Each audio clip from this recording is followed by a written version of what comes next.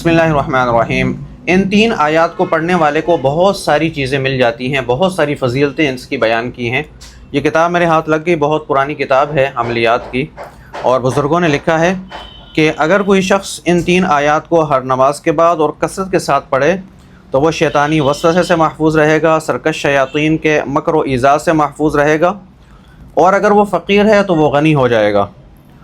اور اگر اس کو اپنے گھر میں یا اپنی دکان میں کاروبار والی جگہ میں لکھ کے لگا دے ان تین آیات کو،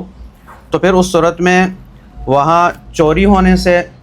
اس سامان کے ضائع ہو جانے سے، جل جانے سے اور غرق ہو جانے سے بھی حفاظت رہے گی،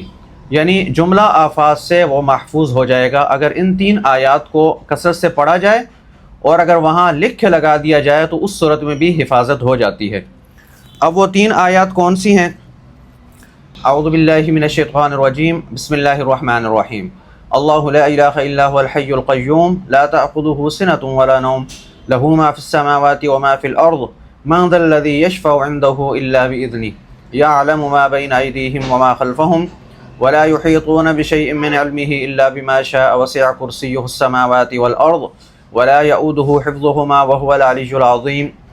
لا إكراه في الدين قد تبين الرشد من الغي فمن يكفر بالطاغوت ويؤمن بالله فقد استمسك بالعروة الوثقى لا انفصام لها والله سميع عليم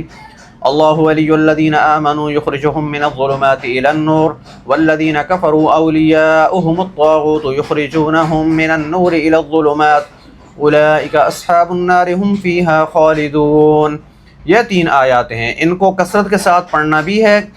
اگر آپ گھر میں جا رہے ہیں تو وہاں پڑھیں، دکان والی جگہ میں جا رہے ہیں وہاں پڑھیں، کثرت کے ساتھ ان کا ورد جاری رکھیں۔ جملہ آفات سے حفاظت بھی رہے گی، رزق میں بھی برکت ہوگی، اور انشاءاللہ ہر طرح کی نحوست، شیطانی جو اثرات وغیرہ ہوتے ہیں شیاطین کے، سرکش شیاطین بھی آپ کا پیچھا چھوڑ دیں گے اور آپ ان سے بھی آپ کی حفاظت رہے گی۔ اور اس کے ساتھ ساتھ اگر آپ اس کو کسی چیز پر لکھ کے اپنے کاروبار والی جگہ پہ لگا دیں، وہاں پر رکھ دیں، تو انشاءاللہ خوب برکت ہوگی۔ آپ اس کو گلے میں بھی رکھ سکتے ہیں اور کسی اونچی جگہ پہ آپ سامنے لٹکا بھی سکتے ہیں لکھ کے، انشاءاللہ آپ کو فائدہ ہوگا۔